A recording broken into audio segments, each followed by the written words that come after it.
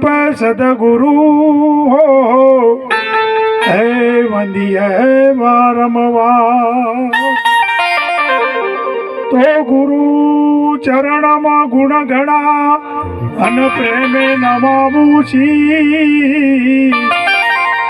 वचन उचरे यमी धरे हे गुरु नाम करे बगसी। तो नाम करे बगशीश मैं गुरु जी का क्या गुण गाऊं। मिले जडल कदान हे नाम नी तो ले न आवे। सदगुरु महाराजनी जय। આજે અમારે પવિત્ર ને પુણ્યશાળી એવું ગામ ચડુતર મુકામે અને એમાં ભક્તરાજ શ્રી અમારે મગનભાઈની જે પ્રથમ તિથિ નિમિત્તે એમના સહકુટુંબે મળી અને આવું એક સુંદર ભગીરથ કાર્ય રાખી અને જે અરસપરસ સંતોનો દર્શન કરાયા છે તે બદલ આ કુટુંબને લાખો વંદન। આજની વ્યાસપીઠને એક શોભાએ આપનાર પરમ પૂજ્ય વંદનીય એવા જેમનો આજુબાજુ ડંકો વાગે છે અને સેવાના પણ એવા છે મહાપુરુષ છે પણ બિલકુલ એમનામાં એવો અહમ ભાવ નથી। તો એવા અમારા પરમ પૂજ્ય વંદનીય વશરામરામજી બાપુ અને અમારે ભક્ત મંડળ કોણોદર અને એમણે સુંદર આપણને વાણીનો લાભ આપ્યો। અમારે ચડોતરથી પરમ પૂજ્ય વંદનીય એવા રણછોડરામ મહારાજ ભક્તરાજ અમારે શોભનભાઈ હીરાભાઈ અને આપ સૌ મળી જે દર્શનનો લાભ આપ્યો છે તે બદલ આપને કોટીવાર વંદન। સુંદર વાત કરી છે। મનુષ્ય વિશે જ આપણે બધા કોઈ જે કોઈ બોલો છે એ મનુષ્યને જ કહેશે। બીજા કદી કોઈ પશુ પક્ષીને કે ગાયને કે ભેંસને કોઈ ઠપકો હાલતા પણ તારે હમા નથી રહેતા તારે કે। એટલે સુંદર વાત કરી કે પશુ કી પનિયા બને નરકા કુછ ન હોય પણ જો નર એસી કરણી કરે તો નરકા નારાયણ હોય ને। કારણ કે આમાંથી જ આ બાપુને તો રોજે હોમૈયા નહીં એના તો રોજે આરતી ઉતરી છે બોલો। પણ એની કમણી એવી કરી છે સુંદર વાત કરી કે કરી લો કમણી હરીના નામની આવો અવસર તેઓ આ આવ્યો એવો સુવનપા આ આવ્યો એવો અવસર ફરી આવશે।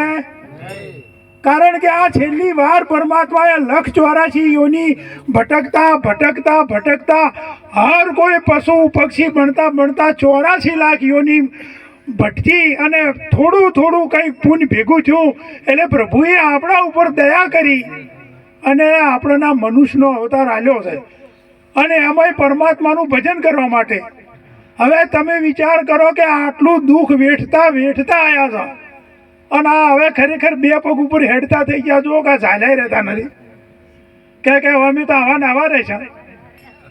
આ પરમાત્માએ અવતાર આલ્યો છે એનું ભજન કરવા માટે આપ્યો છે અને કદાચ ભજને કરવું છે ને અને જો છૂટવું છે ને તો સુંદર હમણે વાત કરી કે આટલો જન્મ સુધારો ગુરુજી મારો આટલો જન્મ સુધારો। ગુરુજી જ સુધારશી જન્મ બીજો કોઈ સુધાર છે? હમણે બાપુએ કીધું કે 5 પ્રતિજ્ઞા હમણે 5 જણા ઊભા થો પણ ના એ નહીં ઊભા થાય। આ છે ને ઘા કરી ગયું છે વગી આપણે ઠાકોર અને ભગત ઓછા આ તો આ થઈ ગયા જોણે અજોણે થઈ ગયા છે આપણે ના થવાય। આપણે આ બે હાથ ભેગા કરાહે ના આપણે તો ખાવું પીવું ઊંઘવું બાળ બચ્ચે પ્રગટ કરવા અને એક દાડો મોત આવત મરી જો આ તો ઢોરે કરી છે અને કદાચ આપણે આવું કરે છે। કારણ કદાચ આપણે પરમાત્માએ વિશેષ બુદ્ધિ આલી છે તો આપણે આવા મંડપ રોપીનો છોકરાના વિવાહ કરે છે અને પેલાને એમને એમ થઈ જાય ફેર કોઈ છે?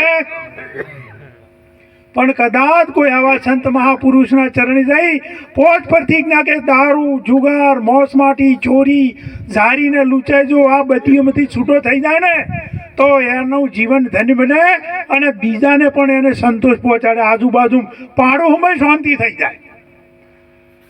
કેમ કે હમણે અમે એક વખત ભજનમાં જ્યાં જે મહેમાન આવેલા હતા જે ફૂલ રેડી હતા કમ્પ્લેટ બેઠા ને અમારા જોડે નહીં તો ફરે જ તો પાછા હોમે સાપરું કરેલું હતું જે એમાંય ઊભા ઊભા પીતા હતા। એટલે અમારે મંજુ બુંજીમાં હતા ને એટલે ઉઠીને જ્યાં કે શરમ કરો શરમ આયા પરુણા બેઠા છે ને હવે શું કરો છે અને પાછા હતા ફૂવો એટલે હું બાચી ને કહો જમાઈને કોઈ કહે નહીં, પણ કીધું હજી તો તમારી વાર છે, મારો નંબર આવવા દો પછી તમારી વાત.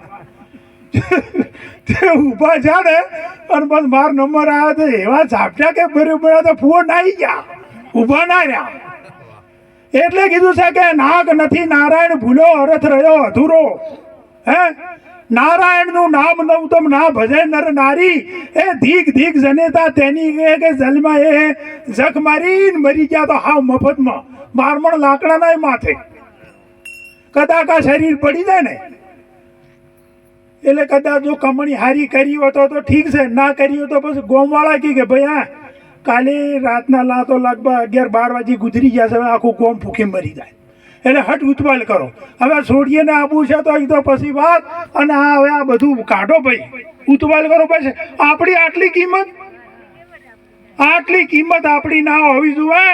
આપણી કિંમત તો હવે જેમ રોમોપીર જ્યારે સમાધિ લેવા હેડ્યા ને તારે કહેતા હતા કે રોકી લો રોમા પીરને. પેલા આટડીએ બધા રોતા હતા અને ગામમાં બધા રોતા હતા, ને આપણે તો કદાચ જતા રહ્યા તો કે જવા દો વસમાંથી ડખો જો, અમે વાડે બીજાને બધા જો તો નડનડ કરતા હતા. એટલે ખરેખર આ જીવન આપણું સુંદર હોવું જોઈએ. અને આ બાપુનું આપણે નોમ લે કરે છે, ચમ લ્યો છે, એનું જીવન એવું છે, એના જોડે બે તો કેટલી ઠંડક મળે છે. આ આખું મંડળ એમનું છે, જો એ કેટલા સુધાર્યા ને ઢાટના બે ગોદડે ગણી હજી એક ગામમાં ઊંચા છે, ના ઊંચા ગામમાં અહીંયા પનારા નથી પડ્યું. એટલા માટે જીવન આપણું અલૌકિક હોવું જોઈએ. સમાજમાં આપણી સમાજની અંદર કુરિવાજો પડ્યા છે, સમાજની અંદર વ્યસનો પડ્યા છે. તોરલે 3 નર તાર્યા તો કદાચ એક આધા ઘરવાળા તો તારજો મારી બહેનો. હે ઘરની એક જણા કદાચ આપણે ગુડકા ખાઈને આવે ને ગુડકા ખાઈ તો એનું મોઢું મેકાતું હોય તોય આપણે એમ ના કહે કે તમે આમ તમાકુ છોડી મેલો. ના તમે ત્યાં ઢીબા કે રાખો, અમને ગમે છે. અને એ પાછા વળી કાઢી ના લે તાર તું એ થોડું સારું કે હે પછી વળી 2 જણા હમ એ બે હમ આ વળી એનો પ્રેમ છે કે અમારે આવો પ્રેમ છે. અમે તમાકુ ખાવાના નરવું મોઢું મેકાય. એટલે જીવનમાં ક્ષત્રિય સમાજની અંદર આપણે અવતાર લીધો હોય તો ગુડકા દીકરીને પણ ના ખવડાય કદાચ ખાતો હોય તો, કારણ કે આ ચહેરો પછી લુમડી જેવો થઈ જાય. જેમ કે ચહેરો થઈ જાય બધી કરચેલીઓ પડી જાય અને 10 વર્ષને 20 વર્ષને 25 વર્ષને થયો તો 80-90 વર્ષને ડોશી જેવા લાગે. અમારે જૂની ડોશીઓ તાર છે મજબૂત હોય છે, હજી એ ભાડા ઉપાડી ગોમો જોય છે. અને અમારે હાવ નાની ઉંમર 2 કિલોમીટર હેડવું તો રિક્ષા કરે છે. એટલે આ ગુડકોનો પ્રતાપ છે. એટલે જીવનની અંદર વ્યસનમથી દરેકને લાગુ પડે અને દરેકને કદાચ આ તો શું શબ્દ એવા કડવા હોય પાછા. સંત હંમેશા કડવા ધગધગતો ધોબલો હોય.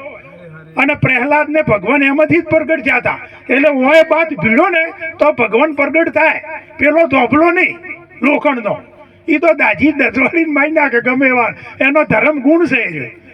અગ્નિનો ગુણ તો બાળવાનો છે, ભગવાનને બાળી ના જાય. પણ આ સંત મહાપુરુષ છે ને એ ધગધગતો ધોબલો છે. કદાચ જો એમના ચરણે જઈએ ને એમની જોડે જઈએ ને તો આમાં પરમાત્મા પ્રગટ છે. અરે અવિચળા પદાને ઓળખો રે ફેર જલમ ના થાય જો, એ આ તો ઈરલો છે મુગા મૂલનો રે જો, કચરમ ના થાય જો, એ આકાશ તો એમનું એમ છે રે ઘડો ફરતો દેખાય દો. આપણી કહે કે આ પૃથ્વી 24 કલાક ભ્રમણ કરે છે.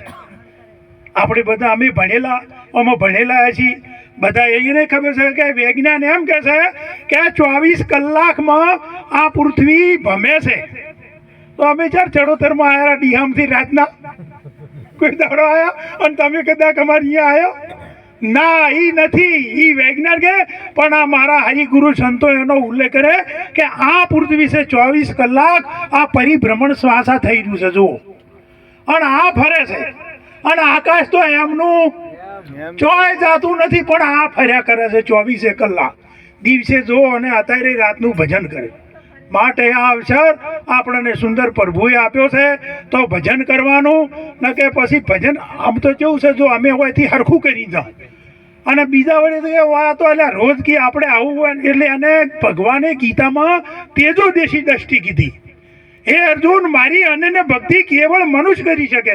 તો હવે આપણે મનુષ્ય કેને કહેવો? મનુષ્ય તો આમાં આપણે કદાચ બન્યા નથી. આપણે તો ઠાકોર છે, કદાચ વળી કોઈ લઘુટી છે, કોઈ દાડો જે જાતના હોય વળી આ તો બધાને આપણે અલગ અલગ જાતિઓ હોય કે. પણ જાતિ ભાતિ નથી હરી કેરા દેશમાં, અને કાઢવો વરણનો વિકાર. એટલે વરણ એટલે જાતિનો, આ જાતિનો નહીં, આ આપણે બધું જે કંઈ પડ્યું છે ને એ વરણનો વિકાર એ કાઢવાનો છે. માટે ખરેખર આ મનુષ્યને આપણને પરમાત્માએ પ્રદાન કર્યો છે, આવો સુંદર ભેટ કરી છે. એક હમણે અમારે થોડુંક આવું માયણું થયું ને, એમાં સોખાજીનો શીરો કર્યો.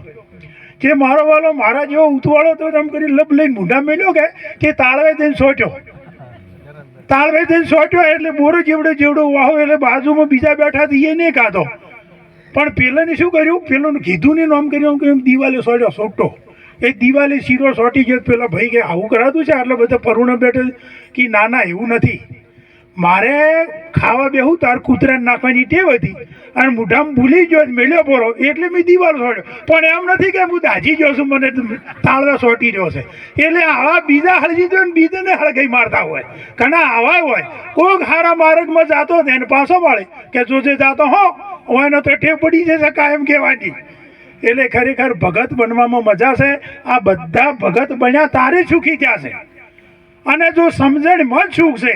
બેન દીકરીઓમાં કદાચ હોયથી આપણી દીકરી જો ભગત હશે, આપણું ઘર અને આવા સંતો આપણા દ્વારે અવારનવાર તો આપણી દીકરીમાં સારા સંસ્કાર હશે, ઓયથી જશે તો એના સાસરીમાં જશે તો કદાચ એ પણ એનું સાસરું ઉજ્જવળ કરશે. અને એ આપણું નોમ ગજવશે કે ખરેખર ધન્યવાદ છે એના માતા પિતાને કે એ જો એના ઘરે ભગત હતું ને ઓય સારું છે.